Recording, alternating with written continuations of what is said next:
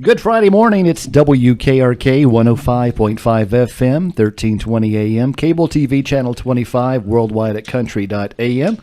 Also, you can find us on those smartphone apps, the WKRK app, Simple Radio TuneIn app, and now, if you have one of those Amazon Alexa boxes, I think they're called the Echo or Dot, you can just say play WKRK, well, after you say Alexa, and it will start playing on that device as well. So we're trying to make it as easy for you to get WKRK in your ears as possible. There's no excuse. No excuse. You don't even have to own a radio anymore to listen to WKRK.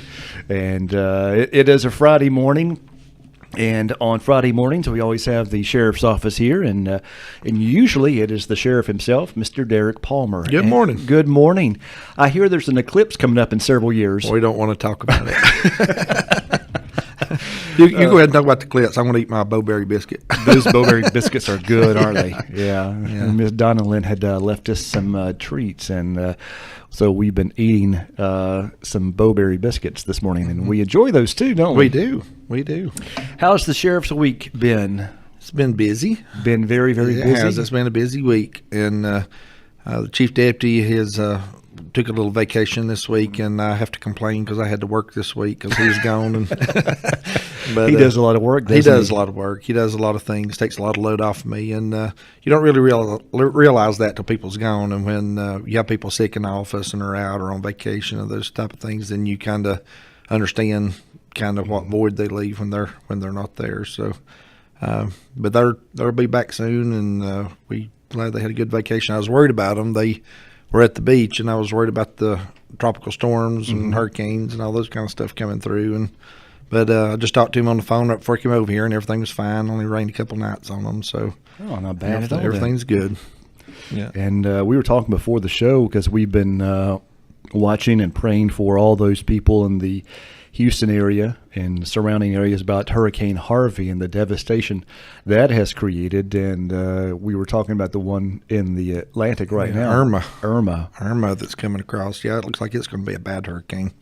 Not that there's a good hurricane, but this one's going to be worse than normal, it looks like. I was watching on Weather Channel last night. It kind of caught my attention, and it's still out in the far Atlantic, but it's already a Category 3 hurricane where there's normally just tropical storms. And they said last night that when it got about to Puerto Rico, somewhere along in the lesser islands there somewhere, that it would sustain 140 mile an hour winds by the time it got to there, where normally they're about 70 mile an hour winds. So it's going to be double the strength. Wow. At that point. And so I guess that everything's up in the air there, which way it'll go, whether they'll go north toward Florida, toward the Carolina coast, out in the ocean, or go to the Gulf. And I guess worst case scenario is going to the Gulf right now, because if it does, they said it'll only pick up strength and get stronger. So wow. It's just, you feel for all those people down there, and you know that when you live in those areas, there are things you have to deal with. But when you look on TV and you see the devastation and the things that's going on down there in Texas, primarily there around the Houston area and on up North Texas and on over to Louisiana, it just makes your heart break when you see some of those things that's going on down there, and realize that those people's lost everything they have, lost all their homes and possessions, and some their families and everything else, and it's just heartbreaking to watch it. I have a friend who used to live in Murphy, but now she lives in Houston, and she was thankfully okay and spared most of the damage. But she said it was extremely humbling just to see the experiences and how many people have already died from this situation. Yeah. I don't know what the toll is this morning. I know yesterday it was up to 33, I think, or something, that they confirmed casualties because of the storm, and but they expected that to grow as waters go down and finding people, and water vehicles that are submerged becoming back up where people can see in them and things of that nature. So we know there was at least one police officer lost his life down there, a police sergeant that had left in the middle of the night to try to help, and I think had drove into a sinkhole or something of that nature and drowned. And according to the police chief out there, it was so the currents and stuff was so strong they couldn't recover his body, so they had to station patrol officers there just to stay with the car until the waters could go down to retrieve his body out of it. And there's just so much devastation going on, but you can always see good things happening. And one of the things when I was at church Wednesday night, I talked to the church a little bit about this. That when you see all the bad things that's going on around us and in our world, it was just about a week or two ago that everything you saw on TV was negative and about racial tensions and statues and people fussing and fighting and throwing things at each other and arguing and hurting each other. But even though this devastation happened in Texas, then you see people of all races and all colors holding hands and helping each other and being there for each other. And so even in bad times, you can see good things come out of it. And that's very true. And it's good to see people come together, and help each other in those times. And it's good to know that it's not just here in Cherokee County that people do that, but all across our nation, people will still be willing to help each other. Wonderful. Yeah. All right.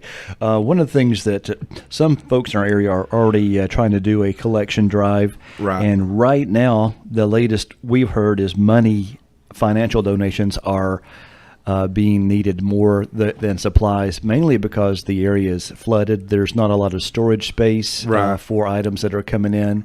And let's talk about how people can help. Well, before we get into that, I do want to say this too, talking about storage space. I noticed also as I was monitoring the weather last night, there's also another tropical storm brewing there in the Gulf. And there's a good possibility that later this week they could get several more inches of rain in the same area. So you potentially could see those flood waters coming back up again. And so keeping that in mind, I know people are quick to jump in and waters and diapers and all the non-perishable things that you want to send on there and help, and that's good that we can do that.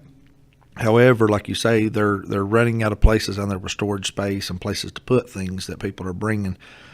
We got a notification from our Sheriff's Association this week, and they had been in contact with the Texas Sheriff's Association. And the Texas Sheriff's Association was requesting to put out to our people in our states and our areas to please not send anything at the moment and please not come down there right now. For the reason being is while things are still underwater, they have no restaurants, they have no places to prepare food and things of that nature, and they're concentrating on trying to help the victims. And things that we don't understand, we may go with good intentions, but when we send say an extra 50,000 people to the area with nowhere to eat and no food or anything like that, then it becomes overburden the rescuers down there to try to provide food for the help and food for the victims and all these type of things. So, and not just providing it, but preparing food. And so that becomes another secondary problem to the situation down there. So right now they're requesting basically just do the monetary donations at this point until the floodwaters recede, and when the floodwaters kind of come down and they can get some more permanent places to house things and to house supplies and stuff, then they'll be more than willing to accept all this stuff and get it down there. But even now, even though they have supplies and have things, it's even hard to get to the people because the people are in the emergency facilities. And even in the emergency facilities, they don't have a place to store all this stuff to give to these people at this point. So, and if they do give these supplies to these people, what are these people going to do with it? Where are they going to take it to? So, basically, they're requesting to give it a few more days to kind of let everything come down, let the waters recede, and so they can kind of get a grip on everything down there. Not trying to bring up the eclipse again, but. Just you just won't let it go. Just a few months ago, we were preparing for a huge influx of people, and we were preparing for the very worst. Right. And these people in the Houston area are under the worst now, and that extra volume of people that we were preparing for our small, it makes a big difference when they're trying to do the recovery efforts. Right, it is, and when you think about our efforts, the things we were doing here, there's a prepared event where you had vendors and you had food and you had at least places to stay, whether it's an open field or a tent. You still had somewhere someone could stay. But you take all the problems that we were preparing for and existed. Now you have an emergency situation that came up out of the blue that people didn't have time to prepare for.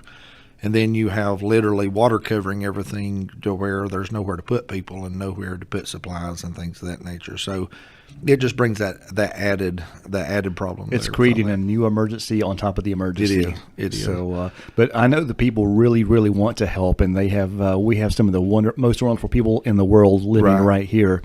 And if you do want to donate financial, and that can get into the right hands to help people. And there's a website that people can go to called Charity Navigator, and I use it a lot of times just to see, because if I'm giving money to help people Right. I don't want to give it to a charity where the CEO is making $1 million. Right. I just want to make sure that all the money I'm giving is going to help the victims. So Right. you can check out those charities. And that's a good place to go, because there's charities out there, whether it's Red Cross or Salvation Army, or and even you saw these NFL players have set up these charities and raising money, and so there's different things out there that's legitimate. But it's good to go to some of these websites that'll point you to the right places as to what is legitimate, because unfortunately we do have people that takes advantage of these situations, and there are bogus charity sites out there and GoFundMe accounts and things of that nature that people will post that are not in need, that will just try to make some money off of it and try to make money off the situation. So if you're going to donate, try to donate to a reputable site or somewhere that you can research and know where the money's going to. And you can use Better Business Bureau to research some of these organizations. And we posted on our Facebook a link to the Charity Navigator so that you can look at some of the associated hurricane website charities and find out which one is the best one. And that there's different. There's food banks. There's for children. There's these sites to help the pets, because a lot of people are not even thinking about the pets or the children at this time. They're just thinking about the disaster in food. But there's so many different needs that need to be met. Well, when you talk about the needs that are out there, you also got to keep in mind too that this is literally going to be a year-long to 2-year recovery. One of the things that people don't think about when you're preparing for disaster, and like we do here in Cherokee County, we prepare for flooding, we prepare for tornadoes, we prepare for all the things here that could possibly happen, and have some kind of plan for those already in effect. But the things that people don't realize is once those floodwaters recede and once it's over with, especially in a city situation like you do in Houston, you've got all of the disease that comes afterwards. Right. You've got the sanitation issues. You've got the disease issues. You've got all kind of health problems that come from that. You've got from when the waters recede, you've got homes that people will be going back into that may have poisonous snakes in them, and wildlife and alligators and all kind of different things, that they won't anticipate when they go back, that they could receive injury or health issues because of that. So when you think about all the things that are out there, it's more than just the recovery project itself. It's more than just building a new house, or it's more than just buying a new car. There's a lot of other issues that go with that just mud in the streets that have to be cleared off. And when you think about the flood waters, you've got septic systems that's overflown. You've got cemeteries that have come up. You've got, just all kind of different things that creates health issues. And so when you're talking about donating, it doesn't mean that you have to do it today. Right.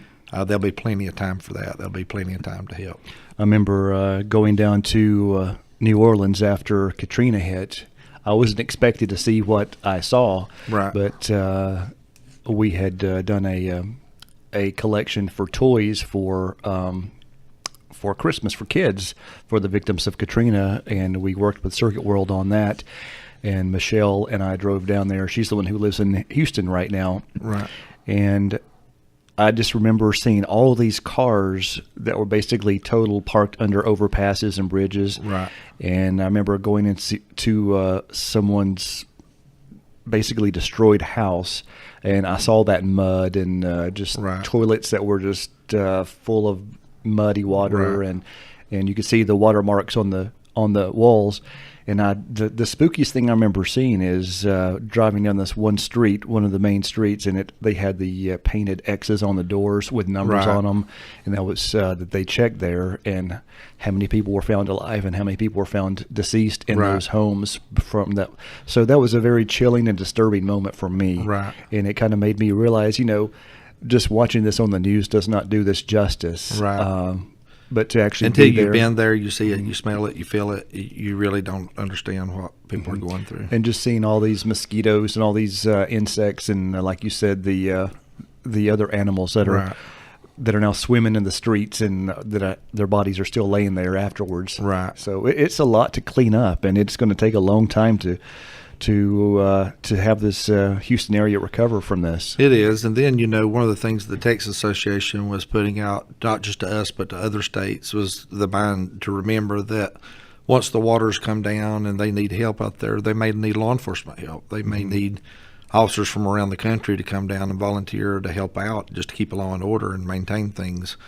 Our first thought is to think how awful it is about people looting and stealing stuff from people's homes and businesses and all that. But you've also got to understand that, you run into a situation where there's people that literally feel like they have no other option. They have no other choice, that they're not stealing from someone or a business because they want to make a profit or because they're greedy.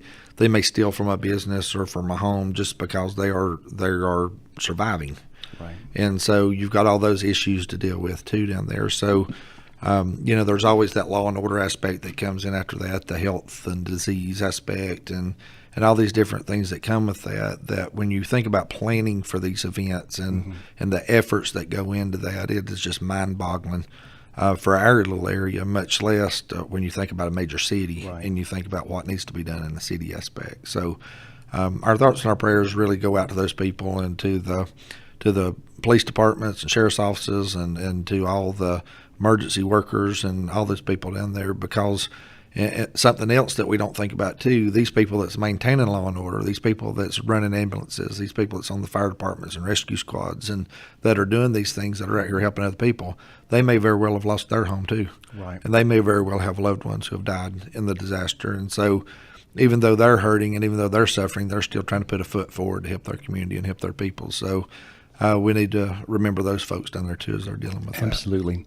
And when we talk about the donations, we don't in any way mean to discourage anyone from trying to help. But if you are taking up collections and things like that, make sure that you have a plan. Contact somebody down there that can accept those items and don't just go that's down one there. thing that they do. I'm glad you mentioned that because I meant to mention that a while ago, is the fact of I know there's some people in the area that's putting some trailers together that's taking supplies to the Texas area, and that, like you say, that's perfectly okay. That's fine to do that. But please call ahead and make contact with emergency management down there to where you have a plan as to where you're going and where you're going to take it, and before you ever leave with that stuff, because you may very well drive to an area that is full and overflowing and they can't accept it, but there may be some other area that you could take it to that would welcome it and say this is what they need for that area. So if you're putting stuff like that together, whether you're a church or an organization, you're putting those supplies together, please try to make contact with emergency management down there in those cities that you plan on going and making sure that you have a plan before you leave to go down there. And Houston has been basically in the news because of its devastation and because of the size of the city, but there are surrounding areas there that have needs too. There's multiple towns, multiple places there that it's in the same situation. Literally everything down from Corpus Christi on up even to the border up there in the I guess it's Louisiana border up on that end. Basically everything on the coast and the inland within 100 miles up through there is in the same situation. So it don't necessarily have to go to Houston because there's plenty of other towns and places that could use it. I remember when we went down to New Orleans area after Katrina, there was this one island called, it's a Grand Isle, is I think a peninsula, and they were just totally devastated, but because they were not in New Orleans, that's where all the aid seemed to help, because that's what made the national news is New Orleans. But no one heard of this little town called Grand Isle. And we were talking with the mayor, rode around town with him. He showed us some stuff and showed us some of the people that were in need but had never received any help at all. So just remember the surrounding areas too when helping, because those people are in just as much need. Right. And like I say, we one of the things that we don't want to see happen is we don't want to see those going down there to help and those going down there to help rescue. We know we have people that in the area in western North Carolina and East Tennessee and North Georgia that is taking boats to the area and aircraft and everything else just so they could help rescue people. One of the things is go prepared, and go prepared and take your food and take your drinks and take that stuff with you for yourself, because you don't want to tax the people down there with victims that have lost everything. You don't want to take food out of their mouth or take supplies away from them to take care of yourself while you're there. So if you plan on going for those purposes, like I say, schedule that, talk to emergency management, see what you could do, but try to be self-sufficient when you go so that you're not taxing them any more than what they're already taxed down there. All right. Well, we actually had not even planned on talking about the Hurricane Harvey. I was just going to eat my blueberry biscuit and listen to how much. But I'm glad we did. I think that's been a lot of good information for Right. folks locally, because it doesn't just affect that area where the tragedy happens. It affects everybody because we're all tied together. But we're not divided among race, gender, and all this. We're all Americans. We're all humans, Right. and we're here to help each other out. And when these disasters happen, we have to think, when this happens to us, are there going to be others that care enough about us to want to come to our aid Right. when we're in need? So it's one of those things, our neighbors in Texas and those areas, they're in need right now. So it does affect us. And we just want to offer our thoughts and prayers to everybody and who has been affected by this. And our communities are going to get together when the timing is right and try our best to help rebuild this area after this disaster. I remember several years ago when the tornadoes came through Ringgold, Georgia, and all that down in there when that tornado outbreak. We went down, our church group went down and was helping remove trees and stuff from that area. And it was amazing to me just driving up down the streets and looking for places that we could help and help remove debris and things. It was amazing to me how many local people here from home that we ran into down there that did the same thing. They just went down there to help. And like I say, I think that speaks well to us as a nation. As many problems and things as we have in this nation, I think it speaks well that we're willing to sacrifice and go and help those that are in need. And down there in Texas, like I say, literally people from all over the United States has went to Texas to help them. And I just want to commend those that have taken that effort to go down there, and the ones that can't, that's helped financially, and those that have helped in prayers, and those that have helped in other ways. They are to be commended just as much as the ones that drove down there. So I just want to say how proud I am, to, even though our nation has problems, and even though we have situations that definitely need to be dealt with, how proud I am that we still live in a nation of people who care for one another. Absolutely. All right, let's come back to the local front and talk about things. I know we've had a couple of press releases this week with some drug issues, Right. and let's talk about what a drug court.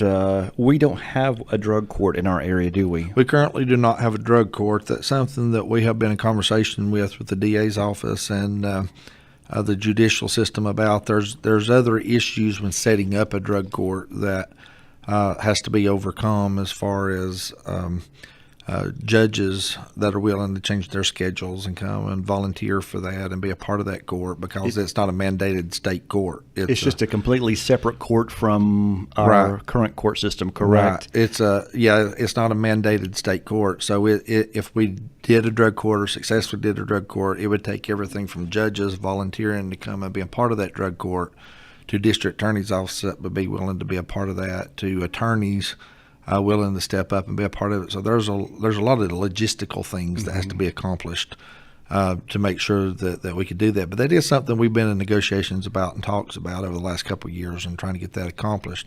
In the meantime, let me back up and say this before I go on to the next thing. People wonder, what is drug court? What does drug court do? Well, there's a lot of different ways you can do drug court, but the Cliff Note version pretty much of this is that if you get charged with possessions, misdemeanors, those low grade drug charges, that's not major cases, it's not major felonies and drug trafficking and those kind of things, but it's the low level possession type and paraphernalia cases. You have an opportunity to participate in drug court, where you can go get counseling, get rehabilitation, get these certain things that the court system can set up for you. And upon successful completion of those things, you can see those charges dismissed and done away with. And so we're looking at alternative ways to try to help people get help. But with that being said, in the meantime, while we're waiting on this getting accomplished and getting done, I think eventually we will have a drug court. But and in the meantime, while we're waiting on that, we are working with other groups. I mentioned it, I think, a couple of weeks ago with High on Hope Ministries and out of Ohio that's coming down and done some training. They made a second trip down here. Unfortunately, I was unable to make the second meeting. I had other obligations. But come down here and meeting with churches, and we're hopefully going to start a program within our jail with High on Hope and with some other ministries that will help people through rehabilitation and help them start a program while they're incarcerated that they can follow through with once they're out. They've got different 12-step programs. You know, you got Alcoholics Anonymous and Narcotics Anonymous, and High on Hope itself has a 12-step program that's a combination of both of those, but it's biblical based, and it's called it's basically a drug rehabilitation program, High on Hope, and it's through Christ, 12 Steps Through Christ of Recovery. And basically what we're working with them is get some training on that so we can start that program within the jail facility itself, to where those that are willing to participate in the program can start the 12-step program while they're incarcerated. But once they're released out of jail, that we'll have churches that are doing the same programs within their churches, to where they can go to the church to continue that program out. So if they're in jail and they're only on the third step or the third week of the meeting, and they were to make bond or get out or things of that nature, then they were able to continue that on once they made bond, once they got out of courts or out of jail to finish up those rehabilitation things.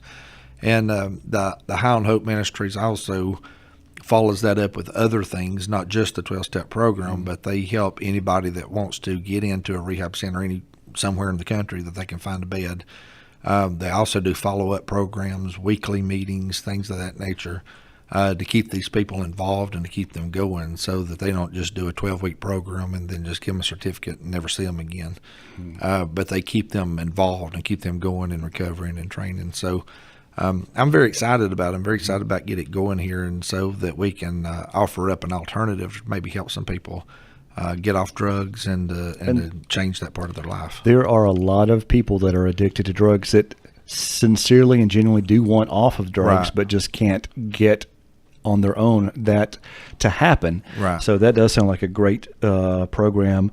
And as far as the drug court itself, if that is something that comes, would that reduce the traffic and the burden of our local court system by having that separated? It would take a lot of those cases out of the local court system and put into a drug court system. Approximately what percentage? I would be afraid to say because I don't know, but I would say a majority of the cases, because those type of cases is kind of what clogs up, especially our district court system, is those possession cases, paraphernalias, and those low-grade drug cases. You could even take other crimes that's occurred but are drug-related, such as if you had maybe a string of breaking and enterings that occurred, but it's because someone was strung out on drugs and was high when they were doing it.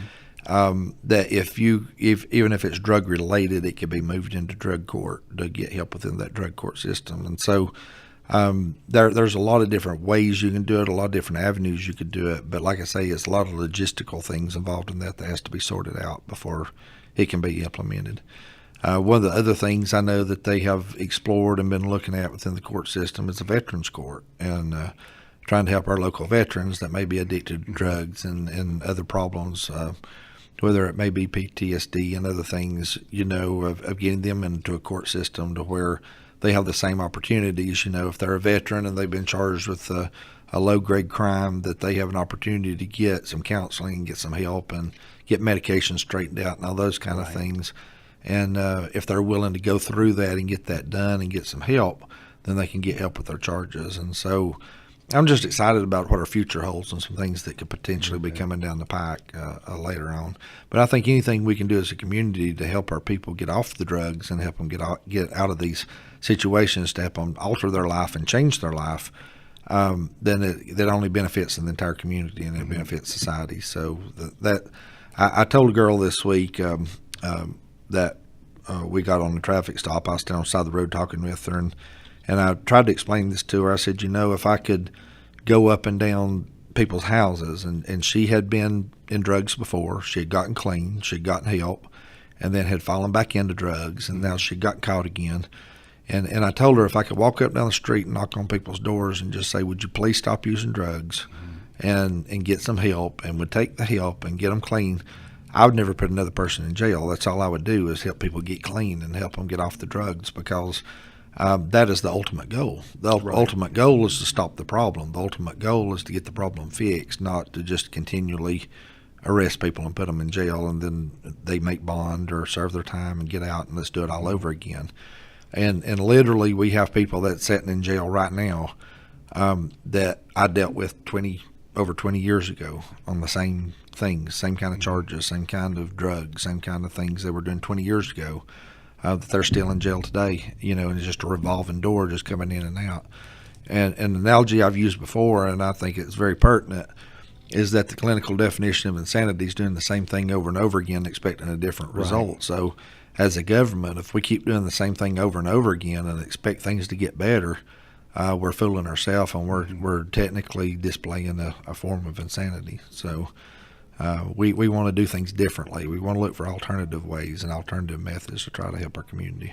I think our community has really had their eyes open about how much drug activity there is in our county, and not just our county, but Right. if you go to WKRK's Facebook page, and we share our surrounding Right. counties as well, and how much activity there is. And I'm not good at the math on this. We had shared a press release from Fox, Carolina, that 3 Bryson City people were arrested in Jackson County, North Carolina. Right. They had 110 grams of meth. How Right. much is that? Is that a lot? Or That's a lot. That's getting up close to the high level trafficking. It's not quite made high level yet, but it's in the mid range. It takes 28 grams to get in trafficking levels. That's the low level is 28 grams. So if they've had 110 grams, they've had quite a bit. size wise, would that like fit in a gallon bucket? About a gallon bag. Gallon bag? Yeah, something like that. And So- how many uses? Is that like a use for dozens of people? Or? Well, that amount is, like I say, it's not for use, it's for sale. And so the problem with it is that you may, if we seize an ounce or we seize 50 grams or 100 grams, whatever it may be, that person their intention may have been of cutting that with a different source, whether it's, Epsom salt or sugar or anything else, and cutting it with a different substance and making more of it.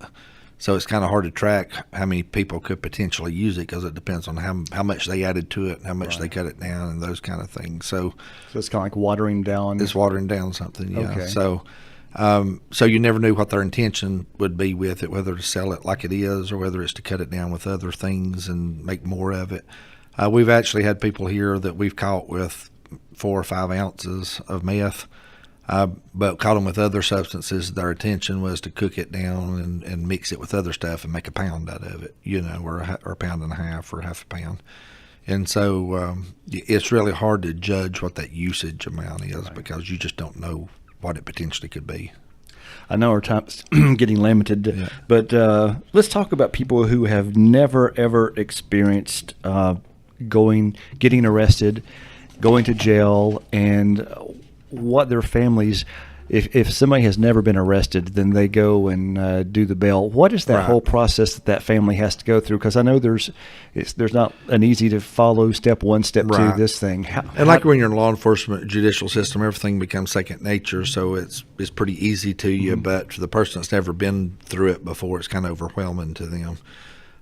When a person is arrested and they're taken to the detention center, the law says you must take them in front of a judicial official without delay. Most of the time, they're taken in front of a magistrate. And the purpose of that is you have to take them in front of that magistrate. You have to testify in front of that magistrate as to why you arrested them, what the circumstances was. The magistrate has to determine whether there was probable cause for that arrest or not. If they determine there was probable cause for that arrest and you made a legal arrest, then the next step in that is the magistrate sets what they feel like is the appropriate bond. One thing about magistrates is they're an independent judicial official, so they have guidelines that are set down by the state, by the Superior Court Justice, that gives them guidelines as what's appropriate bonds. But because they're an independent judicial official, they set the bonds they feel is appropriate, Right. whatever that may be. And there's a lot of factors that play into that as to whether the person's local, whether they've had a record, whether they have a history of fleeing from court, those type of things. So there's a lot of factors can play into that bond, whether it's secured or unsecured, whether you have to put money up or not. And a lot of people don't understand the fact of they may have one person that was arrested for possession of cocaine and they got a $50,000 bond secured, had to put money up. Somebody else may get charged with possession of cocaine. They may get a $10,000 unsecured and get to walk out the door. A lot of people get upset about that, and they don't realize that. But there's a lot of factors the magistrates have to play into that to determine what's the appropriate bond on that, and whether their likelihood of showing up for court. And again, the bond is not punishment. It's not punishment. It's just to ensure that they get the money back, right? If that person shows up for court, right. It's like a security deposit. Yeah, the only reason that bond is made, the only reason there's money put down is the fact of that it gives people motivation to show up for court. Right. And if they show up for court, then that bond is returned back to the person that put up the bond. So it's just motivation if they show up for court. If they don't show up for court, then it's forfeited, and the court system gets to keep the money. So that's all that bond is for. It's not set there to try to hold somebody in jail or to keep them in jail. But once that bond's set, the person has to either go through the clerk's office or go through the magistrate's office, them or their family, and has to make that appropriate bond. If it's a secured bond, basically they have to have property in Cherokee County worth that amount. I think it's that amount plus. I don't remember how much more that property has to be worth. But also there's other ways of doing that. They can put up a cash bond for the amount, or they can contact a bondsman and make that bond through a monetary amount there to the bondsman. They pay the bondsman so much. It's usually 10 or 15% of whatever the bond is, and the bondsman makes the rest of the bond for the person. So but you lose that money if you go through a bondsman. Whatever you pay him, you've just lost it. But the bondsman takes the risk. The bondsman puts the bond up, gets them out, and they take the risk of getting them out. So that's the risk fee. Right, yeah. And so that person has to do that through the magistrate, or other judicial official. But the thing about that also, there's also a process at the jail you have to go through booking process, fingerprints, photographs, biographical information, those type of things. That is done there at the jail, and so it may take a little while to get through that. So, but technically and by the law, legally, once a magistrate signs a blue sheet or a judicial official signs it and says a person is free to go and they're released, we have no legal authority to hold them beyond that point. So it's up to us, the detention center, to go through our release process to get them out of there. So just like we take them in front of a magistrate without delay, we should release them without delay. And so I know that's been an issue over the years with other sheriff's offices and even our office before I took office, about people getting bond set and then them having to stay in jail for another day or whatever. And that's just not appropriate. If the magistrate says they're to be released, they're to be released. So, but that's in a nutshell kind of the process people go through, and it can get a little bit more difficult than that. But then you have court dates, you have to show up for court, and they get an attorney appointed, and all those kind of things. And if you don't have money to hire your own attorney. What about the victims of crimes? How are they helped? Well, we have a victims advocacy unit within the sheriff's office. Primarily, it's designed for domestic violence victims and victims of domestic violence, but they will help any victim. When we go out and we have deaths that occur within the community, whether it's homicide, suicide, or just natural death, our victims advocacy unit works with those folks to help them get the appropriate resources and things they need. Other victims of other crimes, whether it's sexual assault crimes, child crimes, those type of things, our unit works with those folks to help them go through the court process, to kind of sit with them and be with them through court and those kind of things. So that unit does a lot to help the victims through there. And there's a whole victims' right bill that's being passed through state right now. It's an upgrade on the bill, which I signed as a supporter of that bill. And so hopefully that'll be going through legislation pretty soon and get signed, and give the victims additional rights as to what the court system will do or won't do with those people once they're deemed a victim of a crime. So. Okay, so anybody who is a victim of the crime and just clueless of what's going on, they can just ask for the Victims Advocacy Unit. And Stephanie Swanson is the director of that. She's been there for a while, hasn't she? She's been there for probably close to 13 years now, I guess. 12 or 13 She's years. not that old. Nah. Yeah. All right. I will tell you a funny little thing about Stephanie, though, and she's listening. I can remember when Stephanie was born. Her mom and dad went to our church, and I can remember when she was born, and they brought her to church. So that shows you how old I am. You are getting old, aren't you? Yeah. All right. Anything else before we wrap up the show? No, I just want to wish everybody what is coming up? Labor Day, right? Labor Day weekend. A happy Labor Day, and if you go out camping or get on the lake or anything like that, just be careful. That's another thing about camping. The Forest Service is waiving all fees for people that have been impacted by Harvey.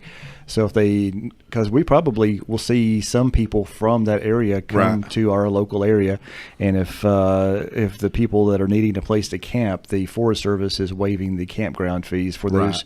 who are affected by Harvey. So just want to pass that on out there because we may have people listening to us on the internet right now, Right. from that area, or even maybe some people in the area. I know when we had Katrina, we had a lot of people from Katrina up here. Yeah. So it would not surprise me. I know there was one family on the news that was talking about had just moved Oklahoma or to Houston the week before from West Virginia, and they had lost everything. They had just moved into their house, had only been there a week, and had lost everything. And so they were discussing going back to West Virginia. So I'm sure there's other people in those situations that'll be going back to Just looking to relocate. just looking to relocate somewhere. All right, Sheriff, thank you very much.